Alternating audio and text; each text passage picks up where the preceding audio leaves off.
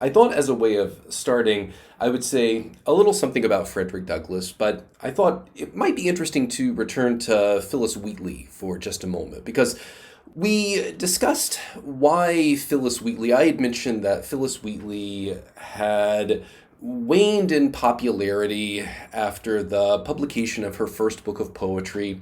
And we speculated why. We talked about how some of her poetry, if read in isolation, if misread, even could create the impression that she was an apologist for white slave owners and perhaps at large that she was something of an apologist for slavery. But another reason why, and this is something that scholar Henry Louis Gates Jr.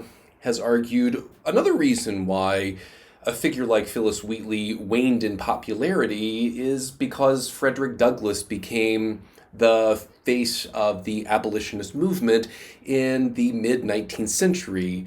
His narrative, which we're reading for this week, was originally published in 1845, so before the American Civil War.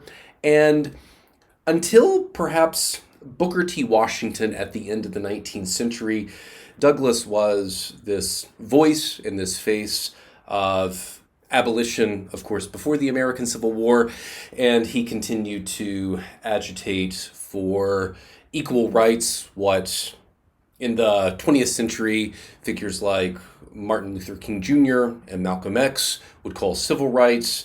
And before I actually talk about particulars from the text, I wanted to say something as well about how this narrative fits within a particular genre, and it fits within this slave genre narrative, this slave liberation genre.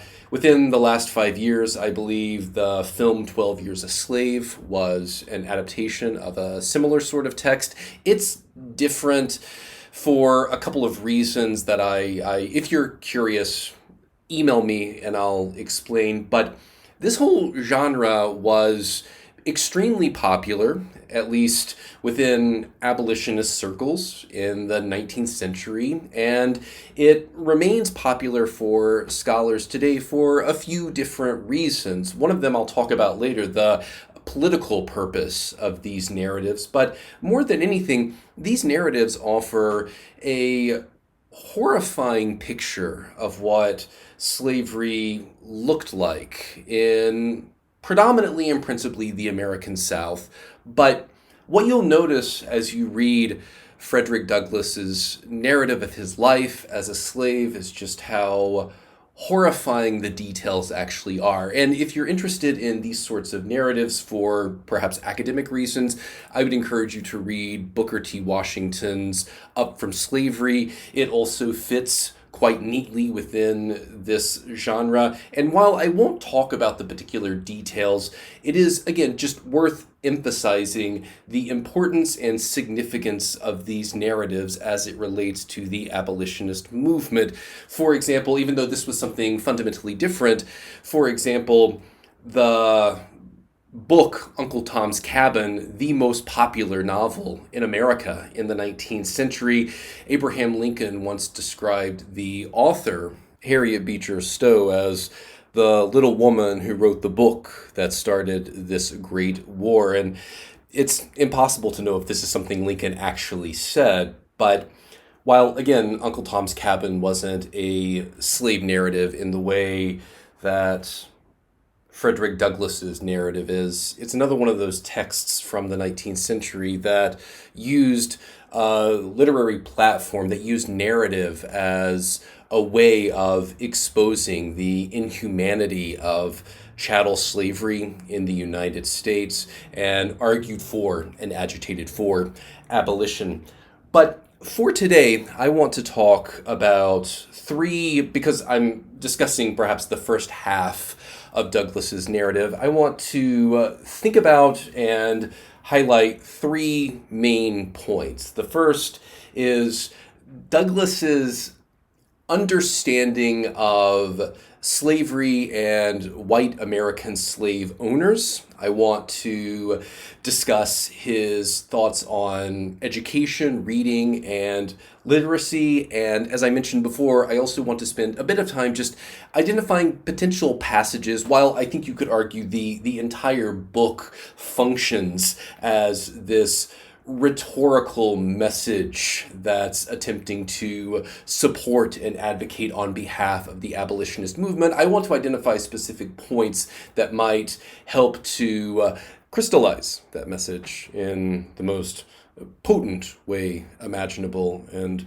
really just weaponizing an idea. So I'll identify several of those moments, but I think a great place to start is with Douglas's thoughts on slavery as an institution and the degree to which he implicates white Americans and white slave owners in the horrors of slavery. And here I'm at the end of chapter 3, and within the narrative itself, Douglas was sent to Baltimore to stay with Mr. and Mrs. Auld. And just as a way of foregrounding this, I want to read Douglas's description of these two the first time he meets them. And this is on page 1184. Mr. and Mrs. Auld were both at home and met me at the door with their little son Thomas, to take care of whom I had been given. And here I saw what I had never seen before. It was a white face beaming with the most kindly emotions. It was the face of my new mistress, Sophia Auld. I wish I could describe the rapture that flashed through my soul as I beheld it. It was a new and strange sight to me, brightening up my pathway with the light of happiness. Little Thomas was told there was his Freddie, and I was told to take care of little Thomas, and thus I entered upon the duties of my new home with the most cheering prospect ahead. So, if you're someone who's ever read the work of Charles Dickens, you might hear some Dickensian echoes here, and this, more than anything, is just a projection of the literary sensibilities of the time. People have accused Douglas of romanticizing the narrative of his life, and this is certainly one of the moments where you could accuse him of that, because, again, this feels like, even the language he uses, this feels like the sort of thing one might find in a Charles Dickens novel, such as Nicholas Nickleby or David Copperfield. But the point that I want to make, and I think this is important, when Douglas meets, in particular, Sophia Auld, he describes her as someone who, to this point in her life, because she hadn't encountered the institution of slavery directly, she had not kept slaves, she seems like this pure, even angelic figure, but it doesn't take long, according to Douglas, for just the perversity of slavery to pervert her in some way. Notice, for example, on the very next page, "But alas, this kind heart had but a short time to remain such. The fatal poison of irresponsible power was already in her hands, and soon commenced its infernal work. That cheerful eye under the influence of slavery soon became red with rage. That voice, made all of sweet accord, changed to one of harsh and horrid discord, and that angelic face gave place to that of a demon." And this is something that I mentioned Booker T. Washington before. This is a maneuver that Booker T. Washington makes in his narrative Up From Slavery, this way of not directly implicating white slave owners, but instead implicating the institution of slavery itself, because that is precisely what Douglas is suggesting here. It's not her fault as an individual necessarily. It's this institution that has perverted her in some ways, that has turned what would otherwise be this kind, benevolent, angelic figure into, as Douglas suggests, a demon or a monster of some kind.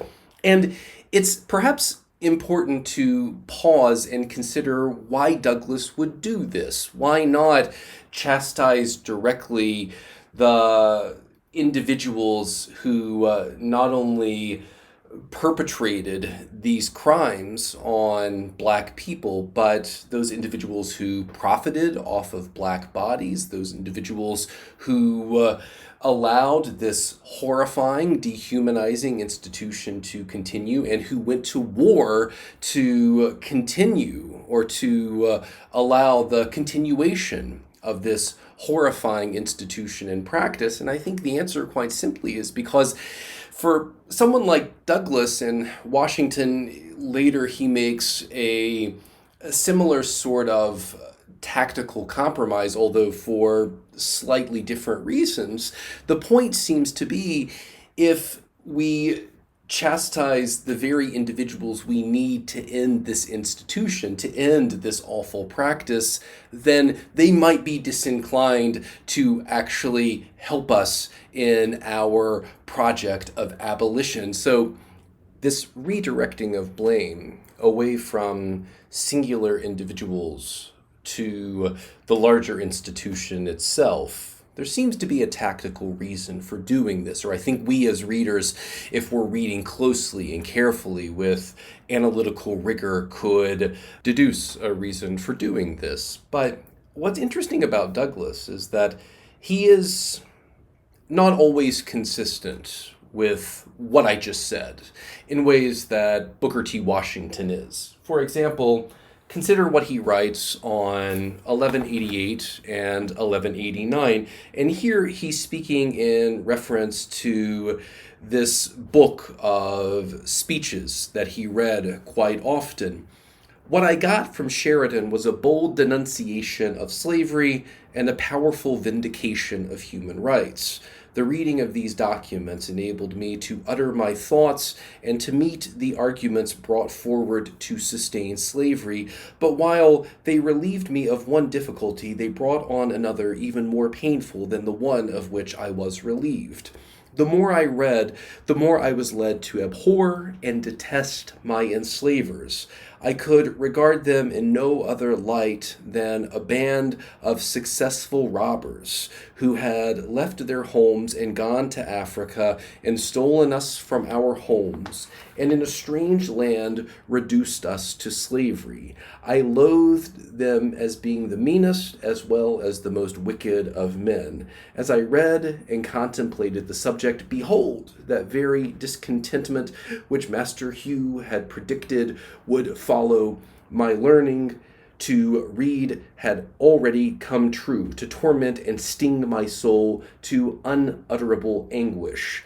So I think here this potential inconsistency is quite interesting. And I would say first, I'll talk about the importance of reading, writing, literacy for a figure like Douglas, because I think part of that idea is embedded in the passage that I just read. But this inconsistency, perhaps, or this wavering, at one moment suggesting perhaps that it's the institution itself, and the institution itself has this power to pervert individuals, which might redirect blame in some way.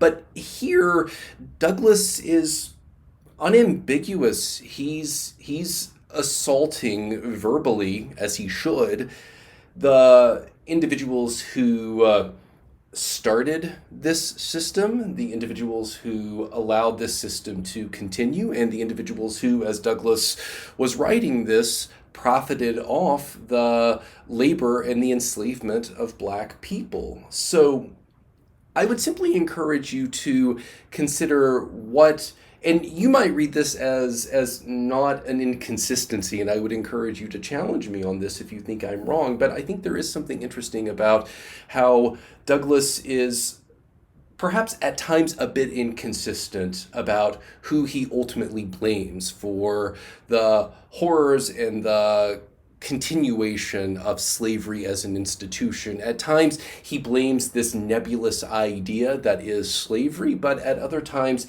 he blames, at least in the passages that we read for today, particular individuals, and it is quite clear who he's referencing: white Americans, white Europeans who, as he wrote, robbed Africa of its people.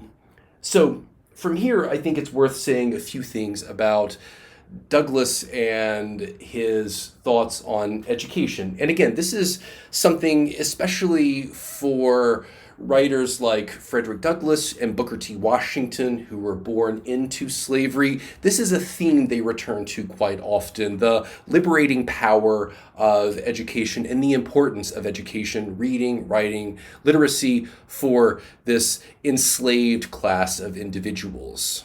And I'm starting here around 1185, and you'll notice that Douglass is narrating this experience he has with Mr. and Mrs. Auld, and Sophia Auld, begins to teach him basic letters, and in response to this, Mr. Auld is quite offended. And I won't read particulars because the language is at times a bit offensive, but his point seems to be, if we educate slaves, then they'll begin to understand, they'll have a greater understanding of the horrors of their subjugation. Quote, it would make him discontented and unhappy. And here he's referencing Frederick Douglass himself. And I'll start reading from here.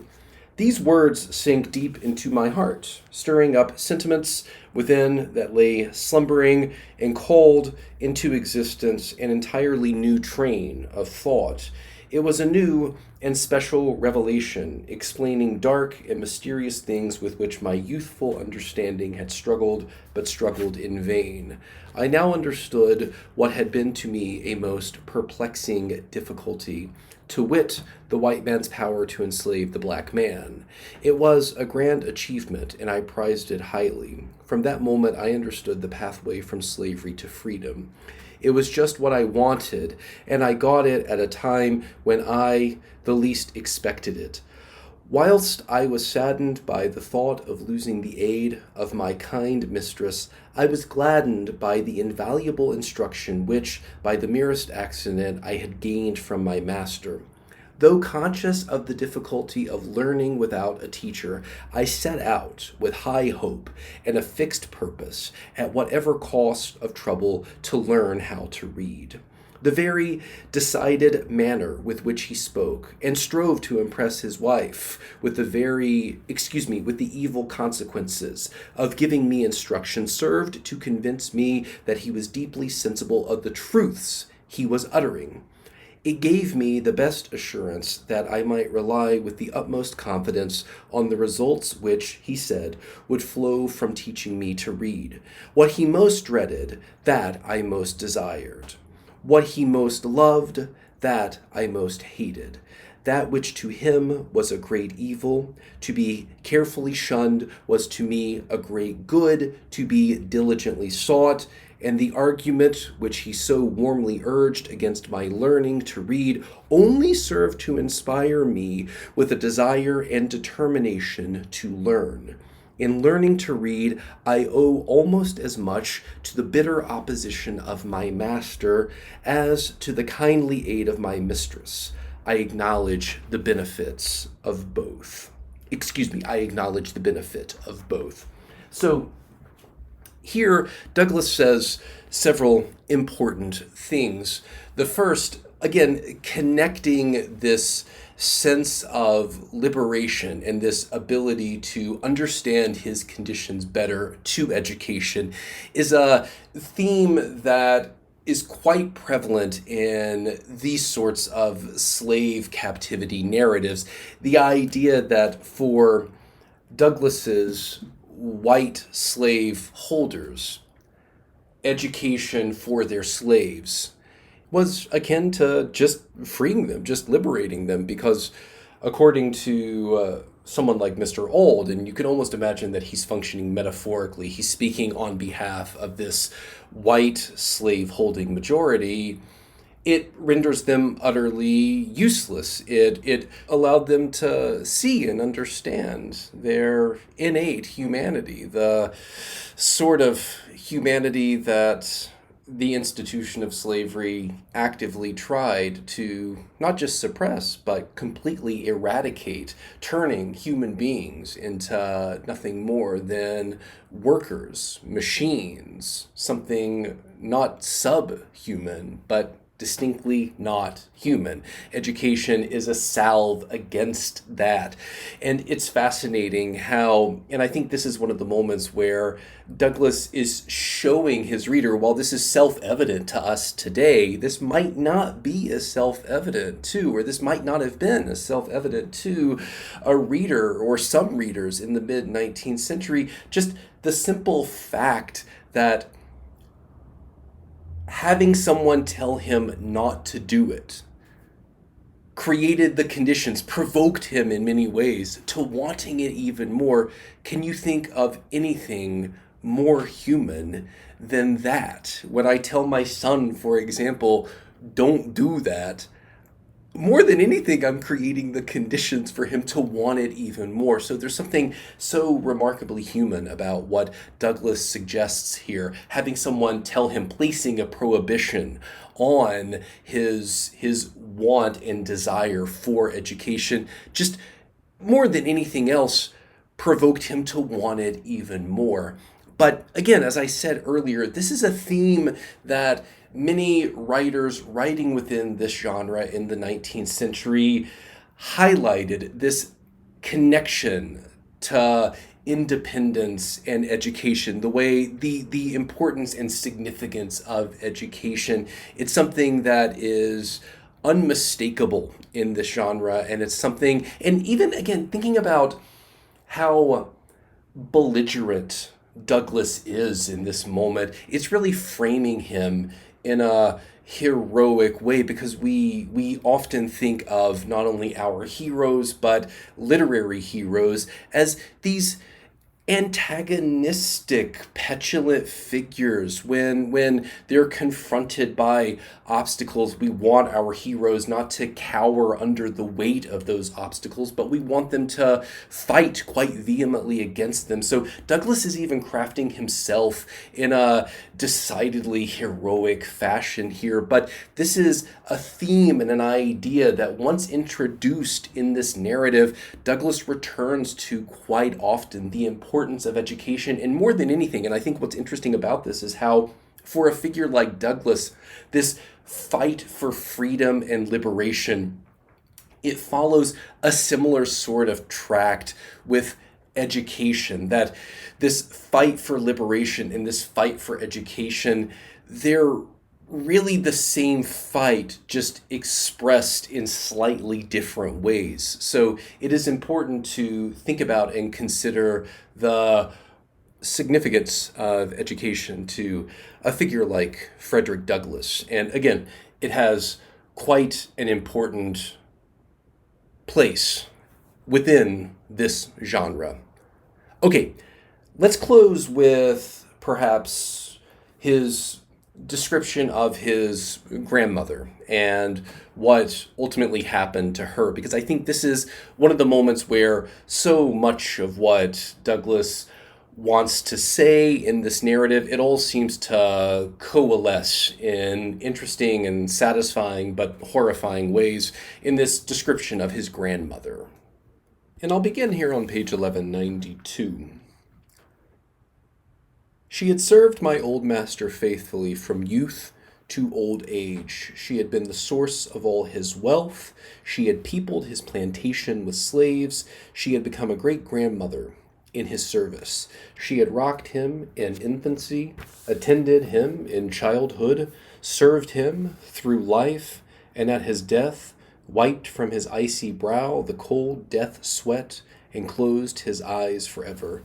She was nevertheless left a slave for life, a slave in the hands of strangers, and in their hands she saw her children, her grandchildren, and her great-grandchildren divided like so many sheep without being gratified with the small privilege of a single word as to their or her own destiny.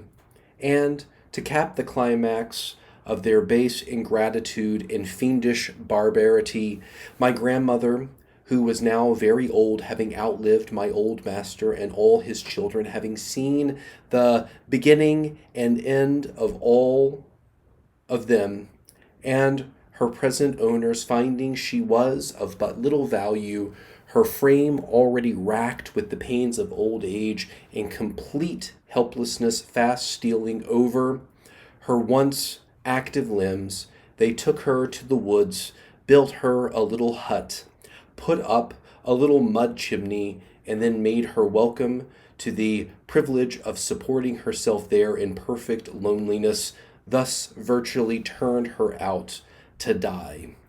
If my poor grandmother now lives, she lives to suffer in utter loneliness. She lives to remember and mourn over the loss of children, the loss of grandchildren, and the loss of great-grandchildren. And now I'll jump over to 1193. She stands, she sits, she staggers, she falls, she groans, she dies, and there are none of her children or grandchildren present to wipe from her wrinkled brow the cold sweat of death, or to place beneath the sod her fallen remains. Will not a righteous God visit for these things? So you'll notice, and again, if I haven't said so, Douglas is a remarkable writer. This is an autobiography, but it has distinct narrative qualities to it. You'll notice how he parallels what his grandmother afforded her former master with what she ultimately lacks at the end of her life. He had someone, her, there to wipe his brow on his deathbed, but as Douglas suggests, she does not have the same sort of luxury. She does not have someone there to help her, to tend to her. She is left in utter desolation and loneliness. And I think part of what Douglas is attempting to do here, it's one thing to describe the crimes and brutalities suffered by Black individuals under and within the institution of slavery, but here it's something more emotional, perhaps. Not that physical violence and the violence perpetrated against human bodies doesn't carry or contain an element of emotion, but there is something fundamentally different about what Douglas describes here. This is potentially a way of symbolizing or encapsulating just the utter disregard that this white majority, or many within this white majority, felt toward Black people, slaves, etc.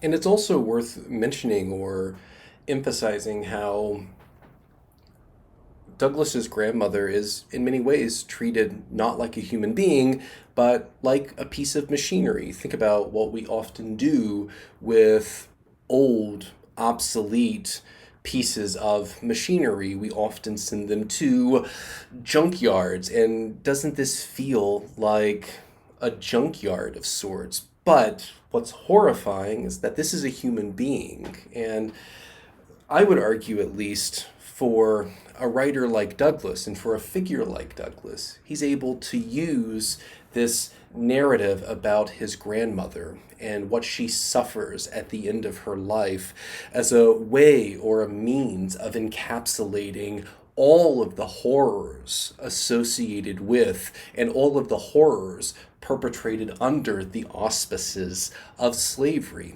So it is, again, this moment speaks to Douglas's prowess as a writer. There is something distinctly literary about this text. This isn't just a sober account of what he experienced. He is attempting to blend narrative and high literary sensibilities together in an attempt to expose the horrors of slavery. This is a phrase or construction you've heard me say a lot, the horrors of slavery.